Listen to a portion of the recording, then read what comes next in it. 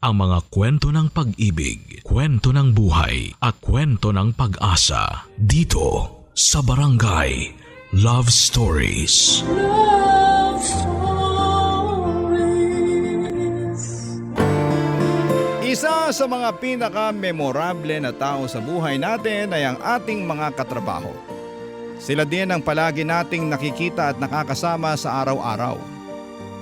Ikaw, kabarangay, close ka ba sa mga katrabaho mo? Dear Papa Dudut, isang magandang araw po sa inyo at sa lahat ng mga tulad kong laging nakikinig sa inyo. Ako po si Abby at gusto ko sanang i-share ang naging experience ko sa life at pati na rin sa love. Lumaki po ako sa isang masaya at kompletong pamilya. Pero nang makapagtapos ako ng kolehiyo, minabuti kong bumukod muna para maranasan kong tumayo sa sarili kong mga paa. Nagpapasalamat po ako sa Diyos dahil hindi niya ako pinabayaan at natanggap din ako sa pinakaunang kumpanyang inaplayan ko. Ang mga panahon na yon ay doon ko talaga natutunan kung paanong maging independent. Doon ko rin naranasan kung gaano kahirap kumuha ng pre-employment requirements. Pero kahit ganun pa man ay wala akong pinagsisihan dahil nakadagdag din yon sa life experience ko. Hindi ko na nga po pala masyadong idedetalye ang tungkol sa kumpanyang pinagtrabahuhan ko. Ang hindi ko lang makakalimutan ay yung nerbiyos o kaba na naramdaman ko nung unang araw ko sa trabaho. Kasi wala talaga akong kalamalam sa kung ano ang mga mangyayari. Ipinagdasal ko na lamang sa Diyos na sana'y maging maayos ang lahat. At sana'y wala akong makasalamuha na masungit o mataray. Aaminin ko rin po na medyo emosyonal akong tao, mabilis akong masaktan kapag pinagtataasan ng boses o kapag nararamdaman kong ayaw sa akin ang isang tao. Kaya naman paulit-ulit ko talagang ipinagdarasal na sana'y maging maayos at magaan ang first day ko sa bago kong trabaho, Papa Dudut.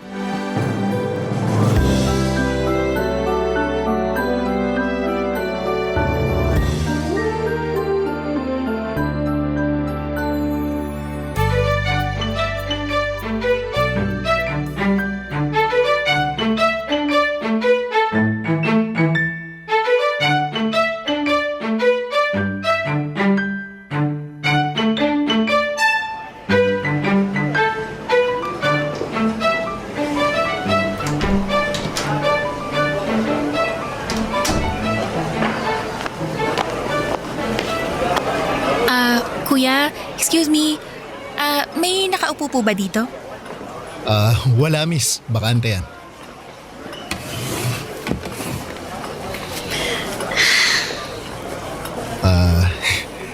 Ang lalim nun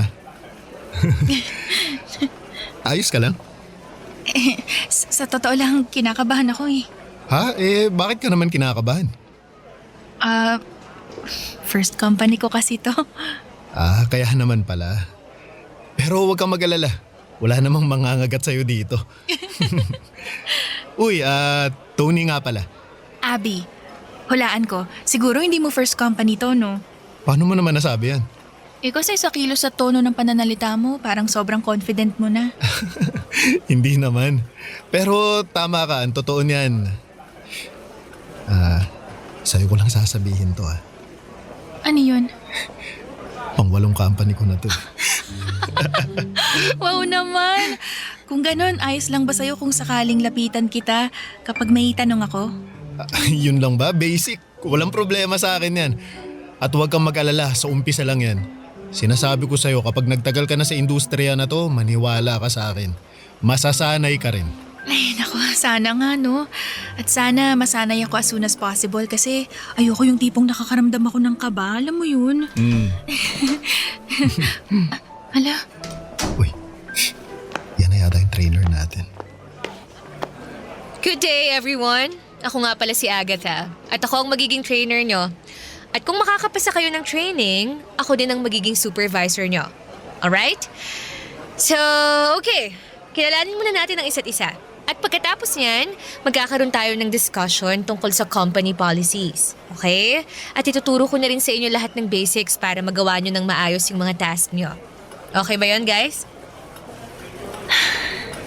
Uy, kinakabahan ka pa naman. Easy ka lang. Thank you, Tony, ha. Mabuti na lang talaga nandito ka. Sobrang kinabahan ako ng araw na yon kasi sa unang pagkakataon sa buhay ko ay nalayo ako sa pamilya ko. At ramdam ko rin kaagad ang pressure sa trabaho. Lalo na tuwing nagsasalita si Miss Agatha. Siya kasi ang tipo ng boss na perfectionist. Pero naiintindihan ko naman siya kasi ginagawa lang din niya ang trabaho niya. Pero hindi ko pa rin maiwasang kabahan sa tuwing magsasalita siya. Buti na lamang sa tulong ni Tony kahit papaano ay nababawasan ang kaba ko hanggang sa pareho kaming nakapasa sa training. Hindi ko makakalimutan yung saya na naramdaman ko noong nakapasa kaming dalawa. Pero hindi ko rin inaasahan na hindi pa pala doon nagtatapos ang mga problema ko. Kasi mas lalo ko pang naramdaman ang matinding pressure sa trabaho pagkatapos ng training.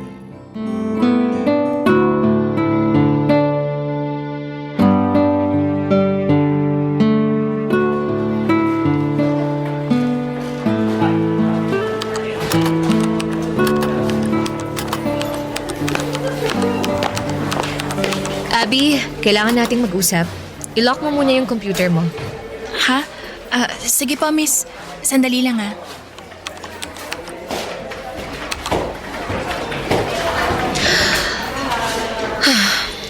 Tatapatin na kita, Abby, ah. Hindi na ako natutuwa sa performance mo ngayong linggo na to. Ang baba-baba ng sales mo. Ano bang pinaggagawa mo at nagkakandalintik-lintik yung performance mo, ha? Nakikipagtsikahan ka lang ba sa mga customer mo? Miss, maniwala po kayo sa akin. Ginagawa ko naman po lahat para makabenta eh. Pero talagang hindi ako sinuswerte. Karamihan sa mga customers ko, binabagsakan lang ako ng telepono. Aba, kung iaasa mo lang din naman sa swerte yung performance mo, talagang walang mangyayari sa'yo. Ano ba naman yan, Abby? Hindi ka man lang ba nahihiya sa mga teammates mo?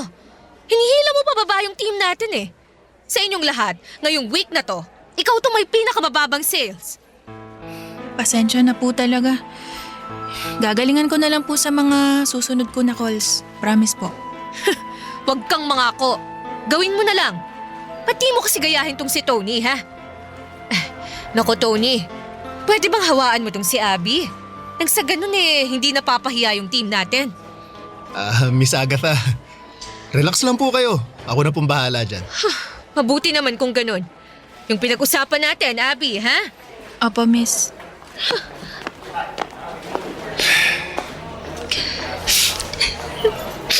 Uy, Abby, kalma lang. Tahan na. Grabe naman kasi itong si Miss Agatha kung makapagsalita. Oo nga alam ko. Pero ito ang tatandaan mo ha. Pasok sa isang tenga, labas sa kabila. Hayaan mo na si Miss Agatha. Sigurado ako nape-pressure lang din yun sa trabaho niya. Madali lang para sa'yo sabihin yan kasi palibhasa. Hindi naman ikaw itong natalakan niya. Ito naman. Ang totoo niyan, pinagalitan niya rin ako nung isang linggo kasi hindi ako masyadong nakakabenta nun. Sinuwerte lang talaga ako sa mga sales ko ngayon at saka sigurado ako seswertihin ka rin. Naku, sana nga. Kasi parang wala nang magandang nangyari sa akin ngayong araw na to eh. Grabe ka naman. O siya, sige. Ganito na lang. Pagkatapos nitong shift natin, samahan mo ako ha? Samahan? Bakit? Saan tayo pupunta? May bagong bukas na restaurant dyan sa kanto. Sabayan mo akong kumain. Nako, pas ako dyan. Wala akong pera. Bakit? Sino bang may sabi sa'yong magbabayad ka? Ha? Oo, sagot na kita. Kaya huwag ka na malungkot dyan ha? Mas maganda ka kasi kapag nakangiti ka eh.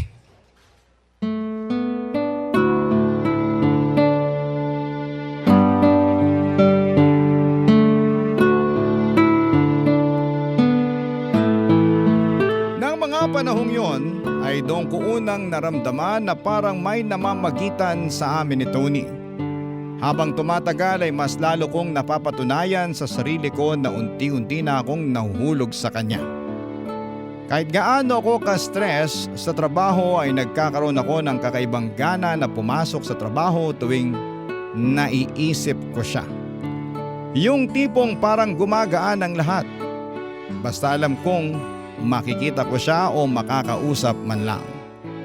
At hindi ko rin maiwasang isipin na baka hindi lang ako ang nakakaramdam noon.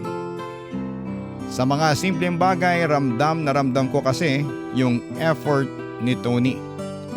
Madalas niya akong nililibre pero higit pa doon yung sincerity at pagiging gentleman niya. Tuwing magkasama kami ang talagang nagpapalambot ng puso ko. Kaya naman masasabi ko talaga na ng mga time na yon na the feeling is mutual. At mukhang pareho na rin kaming tinamaan ng pana ni Cupido. Barangay Love Stories. Barangay Love Stories. Papa Dudut, gusto ko yung nararamdaman ko para kay Tony pero ang hindi ko gusto ay yung hindi pa kami nagkakaaminan. Kaya naisip ko na ipagtapat sa kanya ang nararamdaman ko. Pero inunahan niya ako at syempre ay hindi na kami nagpaligoy-ligoy pa at sa wakas ay naging kami rin. Sobrang saya ko talaga noong araw na yon at mas lalo pa akong natuwa nang gumanda rin ang performance ko sa trabaho at nakarami na rin ako ng benta sa wakas.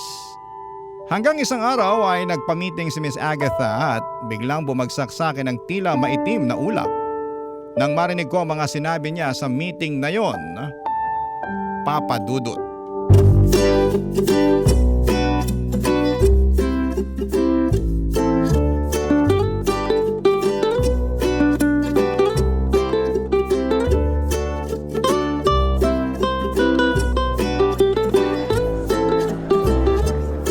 Nga pala, bago ko simulan yung meeting natin, palakpakan naman natin si Abby kasi siya yung may pinakamataas na sales ngayong araw na to.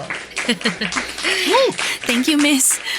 Good job, Abby. Ipagpatuloy mo lang yan, ha? Opo, sige po. Uy, wag mo naman masyadong galingan. Baka mamaya bigla ka na lang ma-promote niyan, mahirap na. Sira. Anyway, pinatawag ko kayong lahat dito kasi may gustong iparating ang management sa ating lahat. Ano kaya yun? Ewan ko rin pero mukhang seryoso.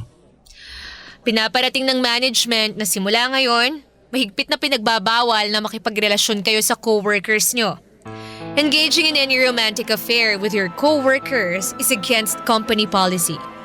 At magkakaroon ng serious consequences pag nilabag nyo to. Miss? Ano yun, Tony? Bakit daw po? Actually, hindi na ako nagtataka kung bakit mas mahigpit na ngayon ng management pagdating dito. Kasi last month lang, may nahuling supervisor na dinadaya yung performance ng agent kasi girlfriend niya yung agent. Kaya kung ayaw ninyong masisante sa trabaho katulad nung nangyari sa dalawa, mag-focus na lang kayo sa mga trabaho nyo. Anyway, yun lang naman. Makakabalik na kayo sa mga stations nyo. Alright? Thank you, guys. Babe, halika nga muna dito. Kailangan natin mag-usap. May pinagsabihan ka ba ng tungkol sa atin? Actually, wala pa. At sa mga sinabi ni Miss Agatha, wala na akong balak pa na sabihin sa mga katrabaho natin yung tungkol sa atin. Ikaw ba? May pinagsabihan ka na ba? Siyempre, wala no. Pero alam mo, babe, kahit papano, maswerte pa rin tayo kasi maaga nating nalaman yung tungkol dito. Maswerte nga ba? Mukhang mapapasabak tayo nito eh. Uy, huwag ka naman panghinaan ng loob, babe.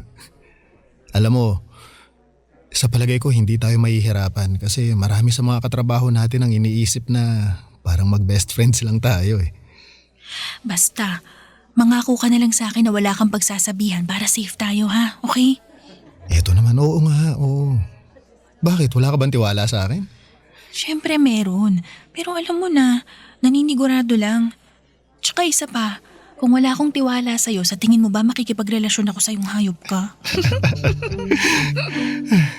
Tama Tama na nga yan, namumula ka no. Baka mamaya, pabuko pa tayo dito kasi mukhang kinikilig ka na dyan. Kapal ng mukha mo. I love you, babe. O ano, wala man lang ba akong I love you too? Ano pa? Sige na nga. I love you too. Yun. Oy, siya nga pala. Kidnapper ka ba? Bakit? Kasi handa akong ibigay sa'yo lahat. Huwag mo lang akong saktan. Ba, tumigil ka nga. Landi-landi mo talaga.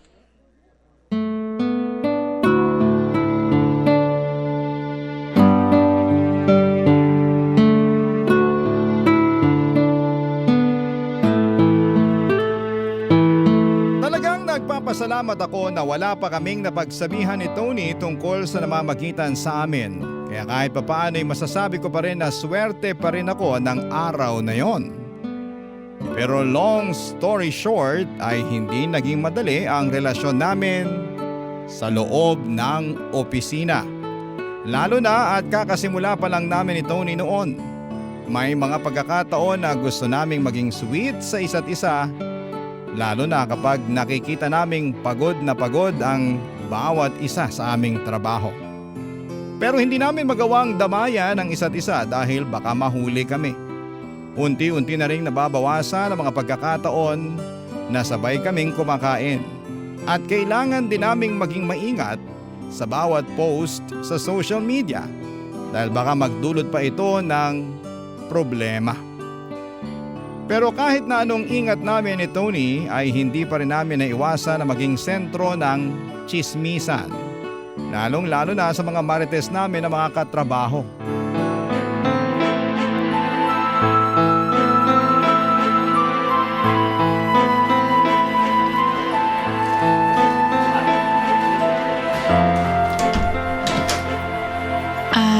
Miss Agatha, pinatawag niyo raw po ako? Oo, Abby. Maupo ka dyan. Tungkol po ba to sa performance ko? Bakit naman kita ipapatawag dahil doon? Alam mo naman na naging maganda yung performance mo nitong mga nakaraang araw, di ba? Kung gano'n naman po pala, bakit niyo po ako pinatawag? May nakapagsabi sa akin na may relasyon kayo ni Tony. Totoo ba yon?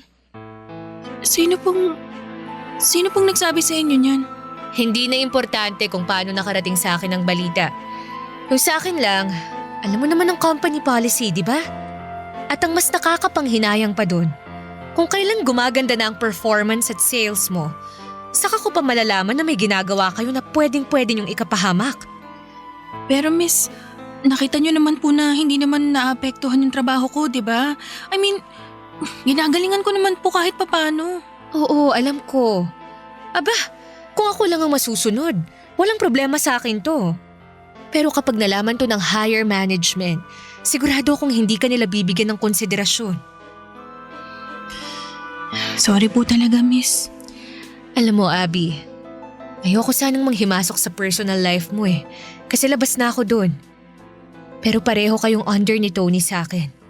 At kapag nakumpirma na may relasyon nga kayo, buong team natin ang madadamay. Hindi naman po siguro, no? Ayoko sanang sabihin to pero mas makakabuti kung putulin mo na kung ano man ang namamagitan sa inyo ni Tony. Kasi uulitin ko, Abby, pareho lang kayong nagtatrabaho sa iisang kumpanya. Pero miss… Verbal warning mo na to. Ayoko nang makarinig ng kahit anong chismis tungkol sa inyo ni Tony. Naiintindihan mo? Opo. Kaya simula bukas, ililipat na kita sa ibang station. Po? Habang magkatabi kayo ng station ni Tony, hinding-hindi kayo tatantanan ng intriga. Isasend ko na lang sa email mo mamaya ang magiging bago mong station, okay? Pagkatapos akong kausapin ni Miss Agatha ay agad niya ring pinatawag si Tony para makausap ng masinsinan. At syempre pareho kaming nanlumo ni Tony sa mga narinig namin mula sa kanya. Parang sa isang iglap ay biglang gumuho ang saya na pinaghirapan naming buuin at ipaglaban. Nang mga panahong yun ay sobra talaga akong nanghihinayang sa relasyon namin ni Tony. Hindi ko maiwasang isipin na kung hindi lang sana kami nagtatrabaho sa isang kumpanya, ay baka hanggang ngayon ay masaya pa rin kami, yung tipong walang kailangang itago at walang kailangang iwasan. Pero dahil sa company policy na mahigpit na nagbabawal, sa magkakatrabaho na magkaroon ng relasyon ay unti-unting naging komplikado ang lahat.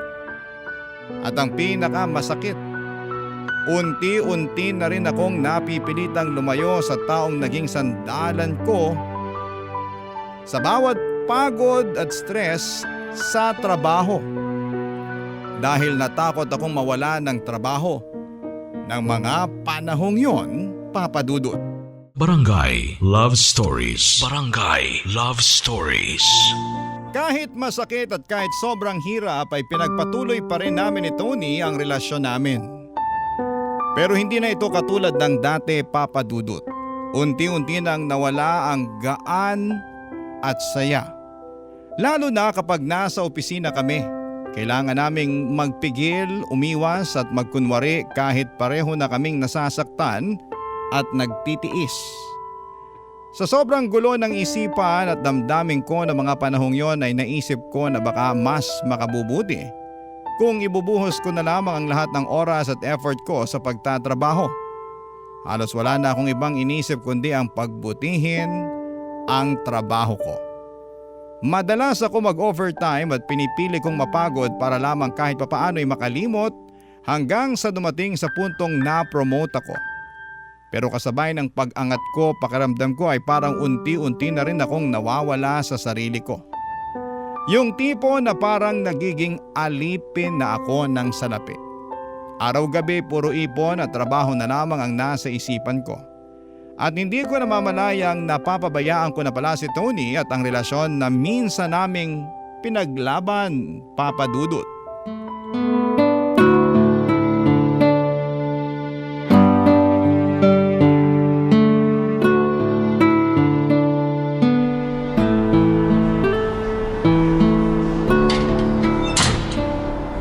Babe.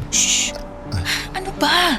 Hinaan mo yung boses mo. Baka mamaya may makarinig pa sa atin dito eh. Eto naman, napakaseryoso. Wala namang katao-tao dito. Pero kailangan pa rin nating mag-ingat. Kakapromote ko lang, di ba? Ayoko namang mawalan ng trabaho. Kaya please. Siya nga pala. Bakit mo ba kasi ako pinapunta dito sa locker area? Ano bang kailangan mo? Ito. Gusto ko lang kasing sabihin sa'yo na nagpa-reserve na ako ng table para sa atin sa isang mamahalin na restaurant. Excited na ako para mamaya. Ano? Oh, I love you, babe. Ano ka ba? Tony naman. Oh, bakit? Anong problema mo? Parang galit na galit ka. Bakit ka ba kasi nagpapareserve nang hindi nagpapaalam sa akin? Pambihira ka naman talaga. Oo. Nagpaalam na ako kahapon na mag-o-overtime ako mamaya. Teka, sandali lang. Bakit ka mag-o-overtime? Nakalimutan mo na ba? Nakalimutan na ang alin. Mansari natin ngayon, babe. Kahit na. Pala desisyon ka kasi. Huh? Alam mo namang sobrang dami ko nang problema at pinagkakaabalahan simula nung na-promote ako, di ba? Diyos ko naman, Tony, dumagdag ka pa. So yun yung tingin mo sa mansari natin. Problema. Utang na loob, wala akong sinabing ganyan. Siguro nga, pero yun yung pinaparamdam mo sa akin eh. Ano bang gusto mo, ha? Maglampungan tayo dito sa opisina? Alam mo naman na mainit na yung mata ng mga tao sa atin dito, di ba? Alam mo, naiintindihan pa kita nung umpisa eh. Pero hanggang kailan tayo magiging ganito, ha? Akala mo ba talaga hindi ko napapansin na unti-unti mo nang nilulubog yung sarili mo sa trabaho para lang iwasan ako? Wala ka nang ibang inatupag kundi ang trabaho mo. Oo. Inaamin ko na nilulubog ko nga ang sarili ko sa trabaho. Kaya nga ako na-promote, di ba? Pero wag na wag mo akong pagmumukaing masama dahil hindi naman ako may pasimuno niyan lintik na company policy na yan. Talaga lang ha? Yung madalas mong pag-o-overtime. Parte pa rin ba yun ng company policy? Tingin ko nagdadahilan ka na lang eh. Ano bang ibig mong sabihin, ha? Abi, magmula nung na-promote ka, wala ka nang ibang inatupag kung hindi pera. Aba malamang. Mahal kita pero mahal ko rin ang trabaho ko. Tuwing nagtatrabaho ako, nakakalimutan ko lahat ng mga problema ko sa buhay at lalong-lalo na sa relasyon natin. Nakakalimutan? O naiiwasan? Pareho lang yun. Magkaiba yun, magkaiba yun, Abby. Utang na loob naman, Tony. Huwag mo na akong pahirapan. Pwede ba yun? Huwag kang mag-alala. Sige, Abby. Kasi simula sa araw na to, hindi na kita pahihirapan. At yung buwisit na company policy na yan, magmula ngayon, sige, hindi mo na kailangang problemahin yun. Teka, sandali lang. Nakikipaghiwalay ka ba sa akin? Ito naman yung gusto mong mangyari, di ba? Sinanay mo pa akong nandyan ka. Iaalis ka lang din naman pala. Pero sige, mas mabuti na rin siguro to para hindi na tayo parehong nahihirapan. Yun siguro ang pinakamasakit na nangyari sa akin, Papa Dudut. Yung naghiwalay kami ni Tony sa mismong araw ng monthsary namin. Inaamin ko rin na marami akong pagkukulang sa relasyon namin, lalo na noong gumanda na ang takbo ng karera ko. Kaya napagdesisyon na namin na maghiwalay na lamang. At ang mas masakit pa, ilang araw lang pagkatapos naming maghiwalay, nag-resign kaagad si Tony. Nung huling araw niya sa trabaho ay kitang-kita ko sa mga mata niya na ginawa niya yon para sa akin. Para hindi na ako mahirapan at para mas makapag-focus ako sa sarili ko. Doon ko tuluyang na-realize lahat ng pagkukulang ko. Sobrang nalungkot ako sa lahat ng mga nangyari. Pero wala na akong nagawa kundi ang mag-focus sa trabaho at mag-move on. Pero pagkalipas ng ilang taon, dumating din ang punto na napagod ako sa trabaho. Kaya kalaunan ay nag-resign din ako at naghanap ng work from home na trabaho habang nagtitinda ng damit online. Hanggang isang araw ay nakatanggap ako ng tawag mula sa isang taong nagpakilalang buyer.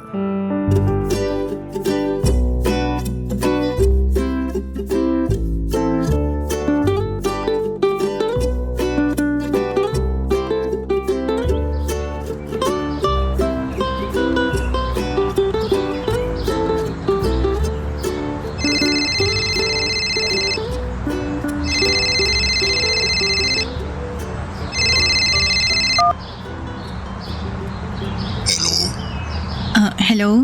Sino to? Nakuha ko yung number mo dun sa post mo online. Tungkol to dun sa doon sa binibenta mong jacket. Ay, oo nga pala, no. Ay, pasensya na po kayo sir, kukunin niyo po ba? Kung kukunin ko, makikipagkita ka na ba sa akin? Ha? Ano ho yun? Shh! Company policy! Tony! Ako nga, kumusta ka na? Ayos lang ako. Mukha nga. Alam mo, masaya ako para sa'yo kasi mukhang nagbo-boom na tong online business mo. Oh. Salamat. Ikaw, kumusta ka na? Eto, ganun pa rin, ayos lang naman. Sandali nga, magkalinawan nga muna tayo. May bala ka ba talagang bilhin yung jacket? Paano kung sabihin ko sa'yo na dual purpose yung pagtawag ko sa'yo? Dual purpose? Anong ibig mong sabihin? Gusto kong makipagkita sa'yo. At saka gusto ko rin bilhin yung jacket na binibenta mo kasi sigurado akong malamig dun sa pupuntahan ko. Bakit? Saan ka ba pupunta? Ang totoo niyan, nagbabalak na akong magtrabaho abroad at gusto ko sanang makipagkita sa'yo bago ako umalis. Yun ay kung ayos lang sa'yo. Tony, didiretsuhin na kita. Sobra akong nanghihinayang dun sa nangyari sa atin nun. Pero napakatagal na panahon na nun at sobrang tagal na din nating hindi nakakapag-usap. Kaya hindi ko rin maintindihan kung bakit tinatawagan mo pa ako ngayon eh. Naalala mo pa ba yung huli nating pag-uusap?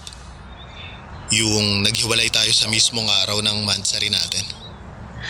Oo, bakit? Kasi paulit-ulit na tumatakbo sa isip ko yung araw na yun. At bago ako makaalis ng bansa, kung sakasakali, gusto ko sanang palitan ng magandang alaala yung araw na naghiwalay tayo. Kasi kahit papano, Naging mahalaga na parte ka pa rin ng buhay ko eh. Tsaka, Abby, gusto ko sanang tawaran yung jacket kapag nagkita tayo. Pambihira ka naman, Tony. Hindi, biro lang. Sige na nga, makikipagkita na ako sa'yo. Yun, ayos. Uy, wala nang bawian yan ha.